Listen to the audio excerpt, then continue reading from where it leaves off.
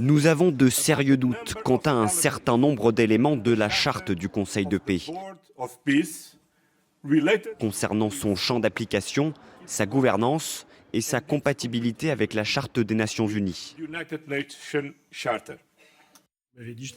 Bonjour Rina Bassiste. Bonjour. Bienvenue sur ce plateau. On est ravis de vous avoir. Ancienne diplomate, correspondante de la radio israélienne et rédactrice au journal américain Al Monitor. Et puis toujours avec Bertrand Galichet, ce conseil de paix qui était censé régler l'avenir de la bande de Gaza, qui se retrouve maintenant avec une mission bien plus large, mais sans l'Union européenne, on vient de le dire.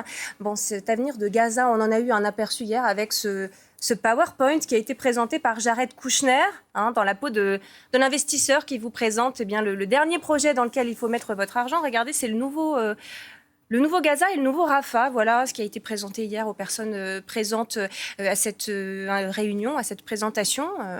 Un projet totalement futuriste, délirant, même diront certains. Le plan directeur de ce projet que vous voyez prévoit la construction d'enclos d'habitation pour les Gazaouis par phase, à commencer par le sud de l'enclave, qui est encore occupé par Israël. Les Émirats arabes unis diraient prêts à financer ce projet. Pour le reste du financement, Bertrand Galichet, on n'en sait pas plus. On sait que ces habitants seront triés par l'armée israélienne. C'est vraiment ça, aujourd'hui, l'avenir de Gaza ? Ça rappelle, vous savez, cette vidéo faite par l'intelligence artificielle qui avait été publiée il y a quelques mois et qui montrait effectivement un Gaza transformé, ressemblant plus à Miami qu'un camp de réfugiés palestiniens. Et donc, il y a dans ces propositions des outrances qui effectivement choquent quand on connaît la situation des Palestiniens aujourd'hui à Gaza. Cela dit, je crois qu'il faut se garder quand même de jeter le bébé avec l'eau du bain, si vous me passez l'expression, parce que finalement, que font les Nations Unies, que fait la communauté internationale, à supposer qu'elle existe, pour les Gazaouis aujourd'hui? A priori, pas grand-chose. En tout cas, la situation ne se décante pas du tout. Et le seul qui, pour l'instant, ait réussi à faire bouger un peu les lignes, c'est Trump. Alors, avec des méthodes que l'on peut discuter, certainement, mais le fait d'imaginer un autre avenir pour les Gazaouis que des tentes de réfugiés ou des immeubles écroulés, c'est déjà peut-être un début. En tout cas, ça peut mobiliser les nations qui ont une responsabilité dans cette situation. Je crois que ça, c'est quand même un élément qu'il faut prendre en compte. Ouais. Rina Bassiste, on sait que ce Conseil de paix, sa composition a été perçue avec beaucoup de scepticisme par les Israéliens. Ce projet-là, les réactions en Israël ont été lesquelles ?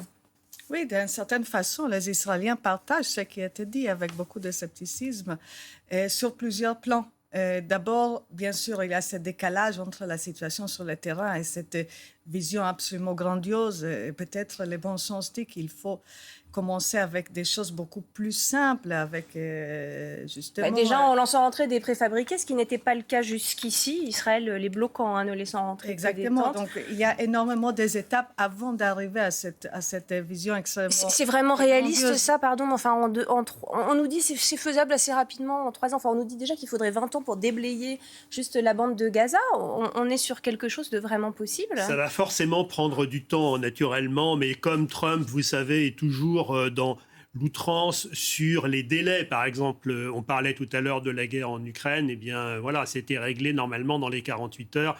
On voit bien que 4 ans après, on y est encore. Là, sur Gaza, c'est pareil, ça ne va pas se faire dans les 2 ans.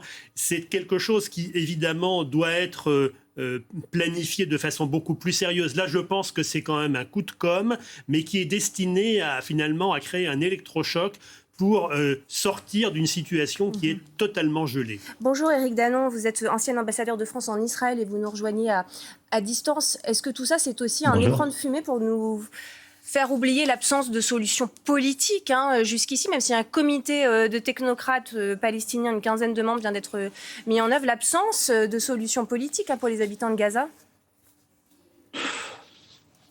Ça, on ne peut pas se prononcer en disant absence de solution politique. Tout le monde en cherche une. Et pour le moment, on ne la trouve pas. Ce qui est sûr, c'est que ce que met en place, ou ce qu'essaye de mettre en place Donald Trump, est une mise en cause de l'inefficacité des solutions précédentes ou de l'inefficacité de l'ONU. Ce système surprend tout le monde parce qu'il pose un triple problème, un problème de légitimité. Pourquoi Donald Trump, qui veut avoir son conseil à vie avec ses amis, un problème de gouvernance. Et là, on est vraiment dans quelque chose qui, pour beaucoup, n'a aucun sens. Et un problème pratique d'efficacité réelle sur la reconstruction même de Gaza. Donc, pour le moment, il y a une suspicion générale quant à la faisabilité du projet que nous voyons là. Pour autant, il ne faut pas rejeter l'idée que quelques pays souhaitent effectivement agir pour cette reconstruction, même si, à mon avis personnel, la manière dont c'est fait est d'une maladresse inouïe, aussi bien politiquement, juridiquement que, j'allais dire, socialement par rapport aux Palestiniens. Maladresse inouïe, qu'est-ce que vous voulez dire exactement par là ? Ça ne respecte aucune des règles qu'on est habitué à avoir respectées dans ce genre de situation. C'est la manière dont Trump agit, si vous voulez. Trump, il prend la situation telle qu'elle est, mais il est oublieux de l'histoire et il est oublieux des identités dans tous les conflits. Et à partir de là, il applique des recettes de type américaine à une situation qui est autrement plus complexe. Bien. On verra bien si ça marche. Personnellement, je suis très dubitatif. Voilà. Et surtout, la France, il envoie un double signal.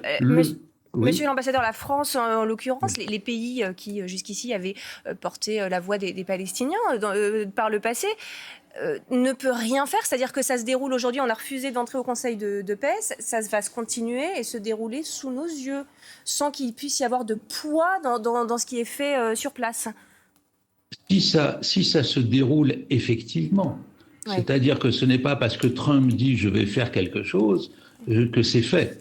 Et en l'occurrence, beaucoup de choses qu'il a annoncées dans son premier mandat ou depuis sa réélection, il les a annoncées, elles ne se sont pas faites. C'est vrai. Donc, chacun suit sa méthode. Et pour le moment, la méthode Trump suscite de l'enthousiasme chez quelques-uns et du rejet chez beaucoup. Merci. Oui, Rina. Oui, il y a beaucoup de problèmes avec ce plan de président américain et surtout la question du désarmement de Hamas, parce que ces plans-là, ce qui était présenté hier, ça offre aucune solution à cette question. C'est que Hamas probablement ne va pas être volontaire pour complètement se désarmer. On n'a pas encore cette force de stabilisation internationale. Il y avait une résolution de l'ONU, mais de là jusqu'à maintenant, très peu a changé. Et qui permettrait aussi cette force de contribuer au désarmement du Hamas. Exactement. Oui. Donc on se demande comment d'abord ce conseil d'administration et aussi ces gouvernements technocrates palestiniens, comment ils pourront justement commencer cette reconstruction de la bande de Gaza avec Hamas dans les parages. Là, il n'y avait pas de solution hier. Ouais. On est là aussi dans le monde rêvé de Donald Trump, que derrière on est chargé de coucher sur le papier. Bien sûr, c'est une vision entrepreneuriale d'un magnat de l'immobilier qui voit un projet immobilier gigantesque et qui effectivement fait fi des préalables qui viennent d'être évoqués, désarmement du Hamas. Ensuite, le financement, il pourra être trouvé par les pays du Golfe. Il pourrait, si ce projet se réalise. Mais il faut aussi voir en creux une critique et assez justifiée, semble-t-il, de l'immobilisme des Nations Unies sur ce sujet et de son incapacité à faire bouger les choses. Merci beaucoup à tous les trois. On marque une pause, mais on se retrouve dans un instant pour un nouveau journal et le résultat de la motion de censure, la deuxième du jour, déposée par le Rassemblement national. À tout de suite sur France Info.